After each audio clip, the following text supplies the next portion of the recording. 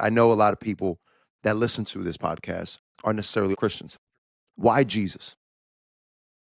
Why not Buddha? Right? Why not Muhammad's teachings?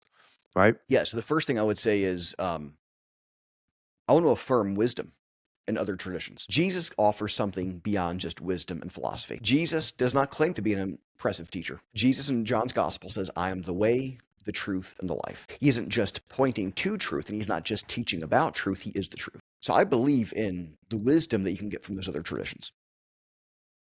At the end of the day, all those other traditions essentially will point you back to yourself. And there's a place for that, but at the end of the day, pointing you back to yourself will only get you as far as you can be on your best day.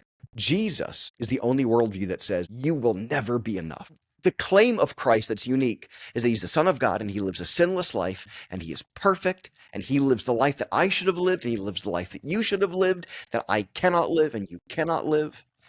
And after living a sinless life, he dies on the cross and he bears the penalty of all of my sins. In Christianity, we don't become divine, but we become adopted partners. And we are invited into the divine dance that God, as Father, Son, Holy Spirit, has been dancing from eternity. And it's an open dance. And so this is a metaphor, and every metaphor will eventually break down. But God invites us into that dance as adopted partners. So now we are part of the divine nature, and it's a gift. He takes our sin and offers us not only his righteousness, but his union with the Father. So then the question is, why should I believe that?